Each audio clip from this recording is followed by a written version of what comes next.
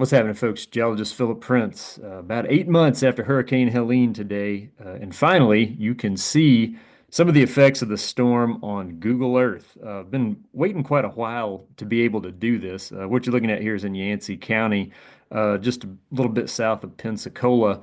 Looking up a mountain, you got several debris flow tracks coming down this, and down here in the foreground, see this absolutely huge pile of trees, dozens of trees, hundreds, who knows. This was sort of the experience of countless places during this storm. Thousands of landslides occurred. Many of them were debris flows that were this large, and they brought with them not only that big pile of wood, but tons and tons and tons and tons of rock and soil that had been hanging out up on the mountain slopes here. Heard this storm called a geologic event. Wanted to talk about that today, particularly because you can now look at it with Google Earth in a lot of Yancey County, a lot of McDowell County, parts of Avery. There's a lot of new imagery coming out, and when you get to look at it like this, it sort of puts the storm in context in a pretty effective way. Now, if you were in Helene, if you experienced it, survived it, you already know this, but if you were maybe trying to tell somebody somewhere else, look, this was an event that was sort of on the next level. I mean, not really something like anyone has ever seen in Western North Carolina, Eastern Tennessee. This might be one way to do it. And the imagery you're seeing here, I mean, that sort of speaks for itself. Just about everywhere you look on these mountains, you got one of these big debris flow scars coming down. In many cases, there's several. They kind of join up and they're taking stuff from high on the mountain here and dumping it out down in the valley. If you've talked to somebody that's cleaned up after one of these, the trees and just the sheer volume of mud and rock that moves with a single one of these slides is sort of hard to believe. And when you combine it up again to thousands of them over the region, I don't know. It's something that's difficult to think about sort of in the normal context of daily life here in Western North Carolina. What would it mean for this to be a geologic event, right? Like what are sort of the requirements of that? And there really aren't any, particularly in the East Coast, just because of the nature of our geology here. We don't have volcanic eruptions. We have occasional good-sized earthquakes, but they tend to be so much less energetic than ones you might find on the West Coast, for example. It's kind of an apples and oranges comparison. But in the case of our mountains, a geologic event would be defined by the movement of material, right? Like how much rock and soil that was high up on a mountain slope ended up further down it. And with this many debris flows like the ones you're looking at here, yeah, this is absolutely a geologic event. I'm going to turn the old LiDAR imagery on here just to show you what the side of this particular mountain looks like. Done that quite a bit over the past few months, talking about some of these places in Western North Carolina.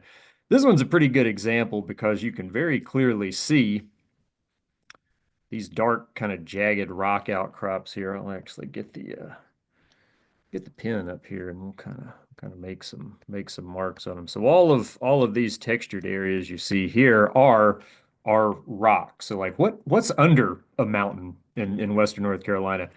Rock is the main answer there. All these mountains you see are sort of nubs of bedrock, and if you were to drill down and get into the rock there, you would be in rock for literally thousands of miles going downward into the earth. The outcrops of rock you see with the black lines there, those are outcrops of rock at the surface, and that rock slowly but surely over time kind of falls apart, and fragments of that rock accumulate, sort of like I'm dotting here on the side of the mountain. Some of that accumulation happens really high up on the slopes there. In fact, in places where you're sort of piling up rock and soil just on top of a sloping bedrock surface. But it takes this a long time to happen.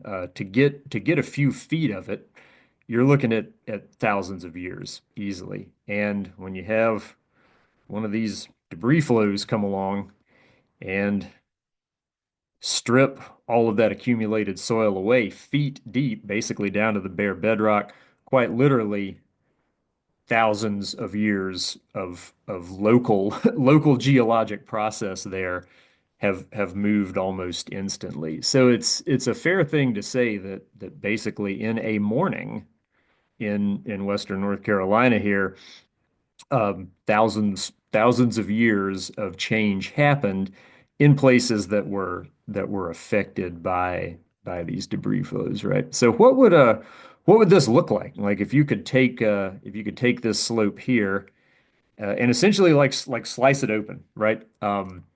What would the moving material look like? Where would the fixed material, the rock under that be? And how would you think about all of that material that came out of there?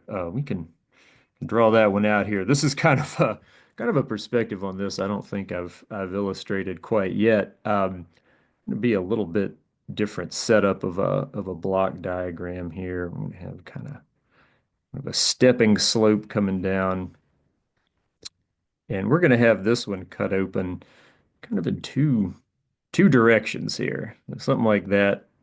Sort of the same thing over on this side. Okay. Pretty good there. So that's going to be sort of our baseline. And there's rock under here that in a lot of places is sticking out at the surface. And if you've ever looked at rocks in this part of the Appalachians, you know they're always kind of wrinkled and folded, have all these really amazing patterns in them to see. So that's what we're gonna try to capture there. And looking in this direction, that folding is not going to be quite as pronounced, but we'll have a little bit of wrinkling there in the layers. All right, so that's kind of our backdrop. And on top of that rock is where we're going to have all of this accumulating soil. Why is that soil accumulating? Well, the easiest answer there is that the exposures of rock, which are actually kind of like cliffs, as you might expect, they sort of fall apart over time, and that material that comes off of them sort of ends up trapped on the slope. It doesn't have the energy to make it all the way down the slope, and particularly high up on the slopes, there's not creeks up there. If you walk up a creek, you eventually get to where the creek stops. There'll be a spring at the top of it, and beyond that, it's got one of these dry sort of hollows there on the side of the mountain that doesn't actually have any flowing water in it.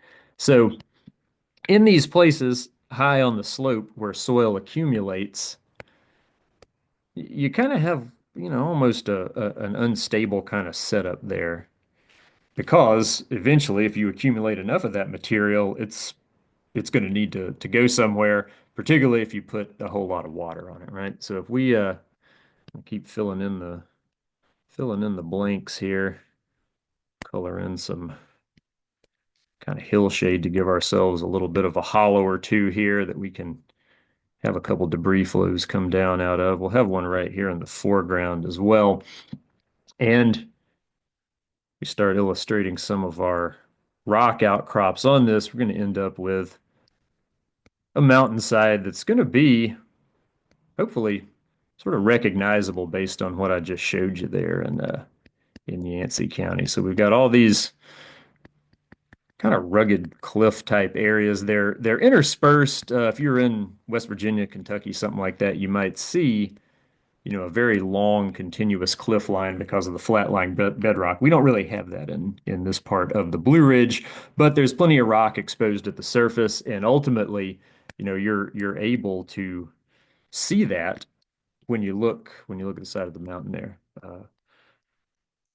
Color in two colors of rock there. That lighter color material up toward the top of the mountain would be a little bit more resistant to erosion, and that's why the mountain's there to begin with, right? So here's our setup. What happens when you get one of these debris flows? When you look at it from this perspective, you might have this little patch of stored soil up here, which is this little brown this little brown area here, which would be 3 feet thick, 5 feet thick, something like that. It's piled up over again, literally thousands of years. It takes a long time for soil to accumulate here in the Appalachians. That is going to slide because of the really extreme rainfall. It took a week basically of heavy rain to sort of set the stage for what happened with Helene on Friday morning.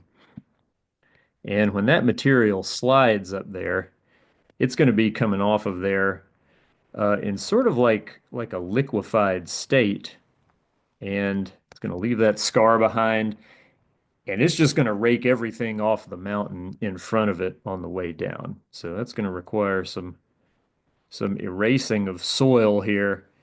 And if you've been to where one of these debris flows came down the mountain, you know that in many cases, it takes the soil totally away, all the way down to bedrock.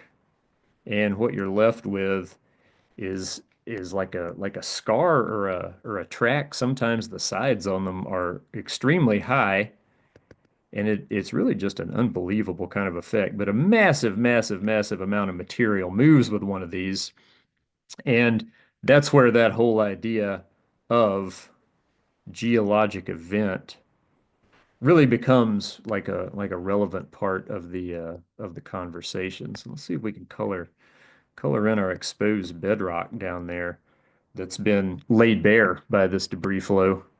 Okay, so there's our big scar coming down the mountain there. And you're going to see that scarring as well, kind of up the slope where this thing came down over these rock cliffs before it really started scouring into the landscape there. So what our debris flow there got rid of is, again, it might be literally tens of thousands of years of soil accumulation that in this one area got blown out in one morning. In fact, in the case of one of these debris flows, it only takes a couple minutes to get down the mountain. So when you think about geologic change in the Appalachians, which are a slower evolving mountain range than even the modern day Rockies, for example, having something like this happen in minutes is quite significant. And what comes out of there is just, like I said earlier, an almost unbelievable volume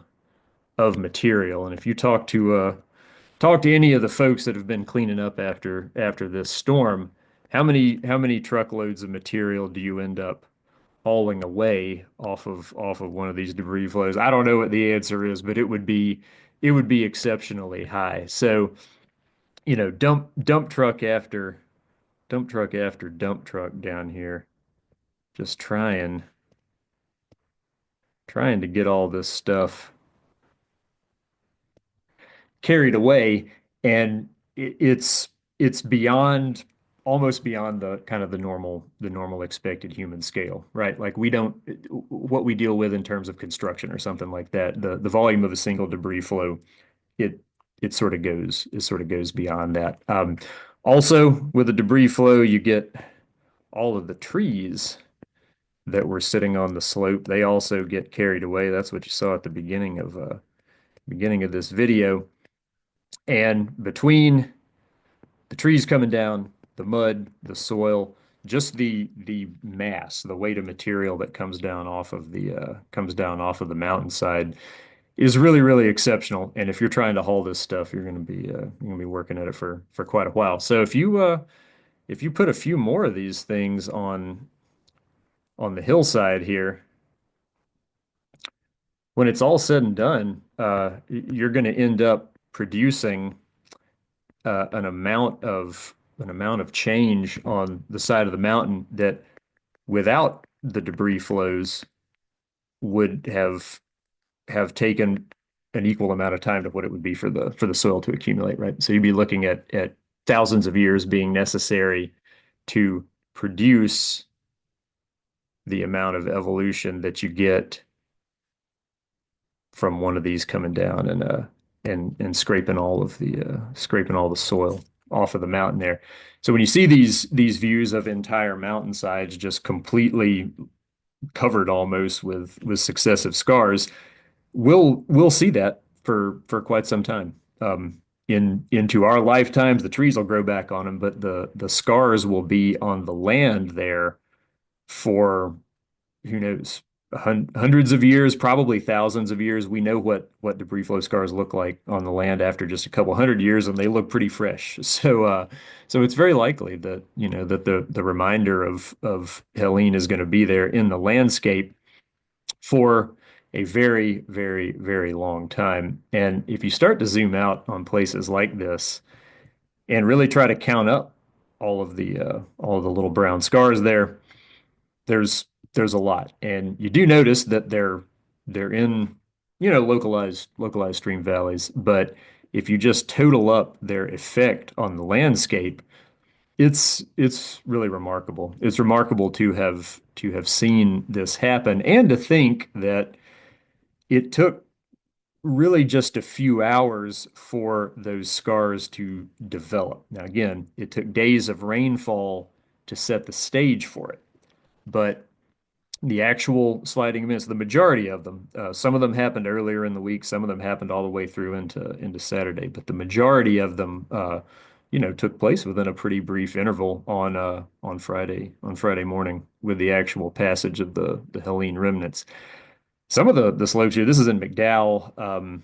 This is the Buck Creek debris flow that came down 80 and unfortunately claimed lives there. Landscapes like this, I mean, there have been very few times I would say in recorded history on the East Coast that slopes have looked like this. Events in Virginia like Hurricane Camille would absolutely be another example, but seeing something of this scale in this part of the world is quite remarkable. Got a LiDAR that we'll toss onto this one here. Some of these landforms here in McDowell are really cool to look at.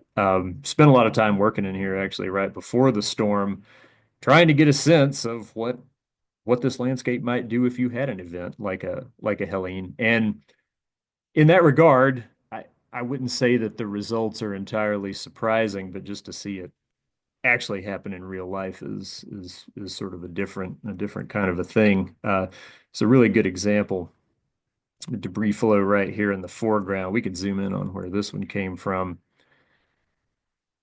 So you got right up here, the very top of the ridge, the debris flow started down below it. And if we pull our LiDAR in there, sort of like the kind of thing I drew out for you in paint there. We'll mark the ridge crest here. So that's the top of the ridge there, and you've got a couple of these bedrock exposures there sticking out, and the debris flow started kind of right there in that hollow.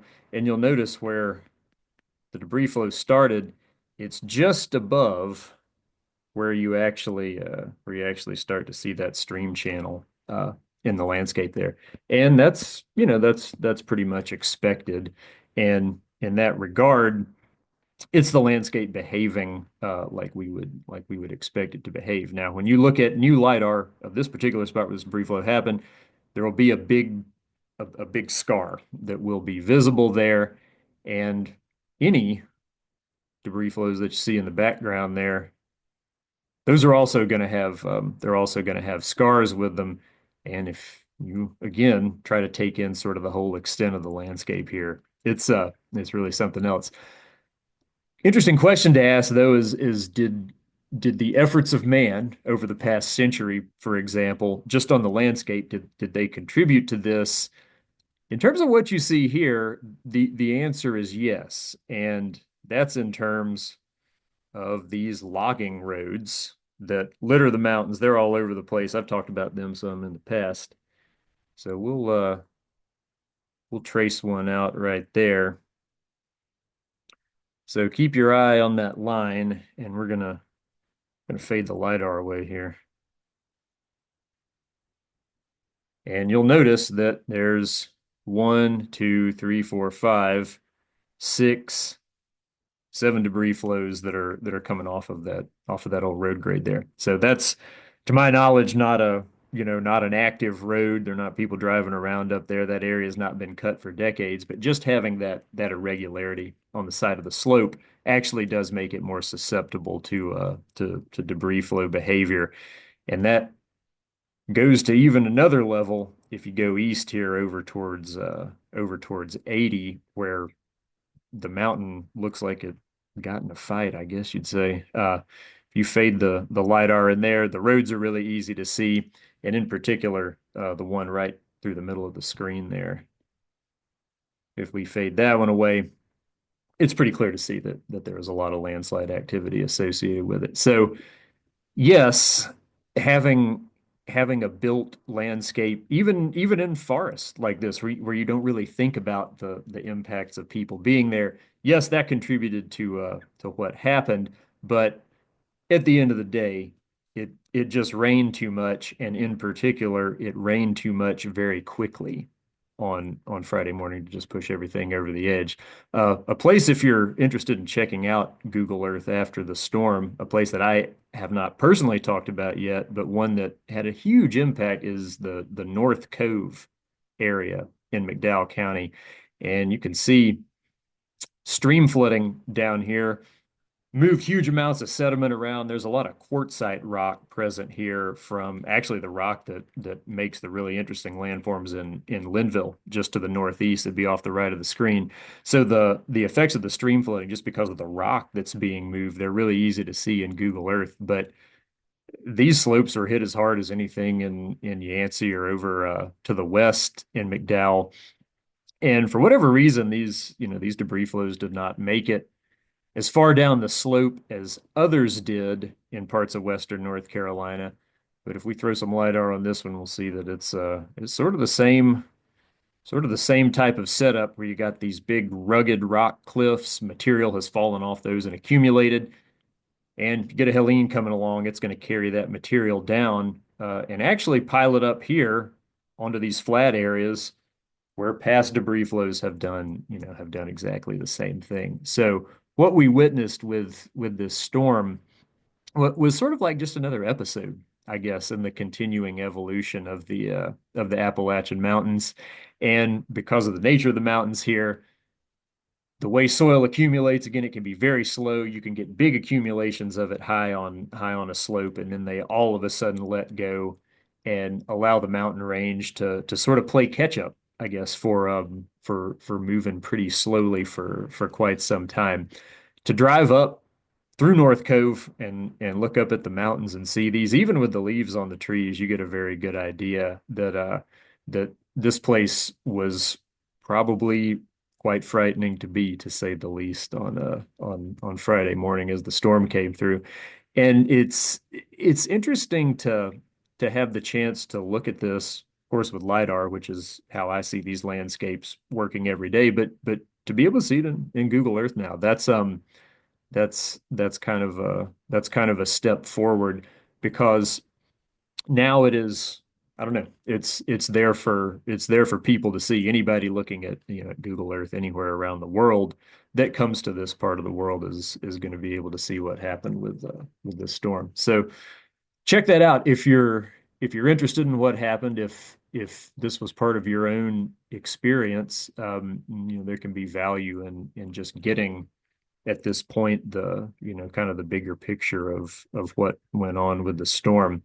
But when you think about it in these terms, like geologically, what happened here, um, it it's happened in the past and it will happen again, because now, even after the storm, for reasons that we don't understand, there's still plenty of places like that where there's lots of stored soil high on mountain slopes that is just sort of waiting for its chance to have a big slide event happen and end up making its own contribution to sort of the geologic change here in the mountains down the road. When will that happen? Well, we don't actually know the answer to that.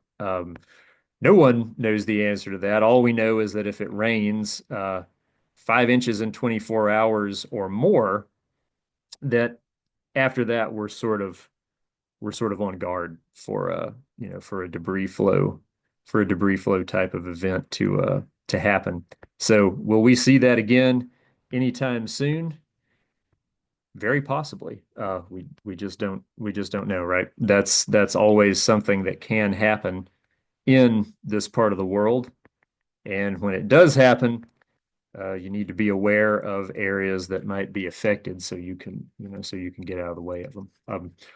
Hope you enjoy this video. Kind of a follow-up almost. I've been waiting to see that Google Earth imagery myself for quite some time now. I think it just came out a few days ago, and Again, if you're in one of these areas, if you've been following these events, it's absolutely worth a look because it gives you a whole different perspective on just how extensive the impacts of the Helene event were. So on to rivers in the next video. I was supposed to do a river video this time around, but when I saw the new Google Earth, I thought it needed a mention. So hope this was interesting to you. Hope you check out that next video when it comes along.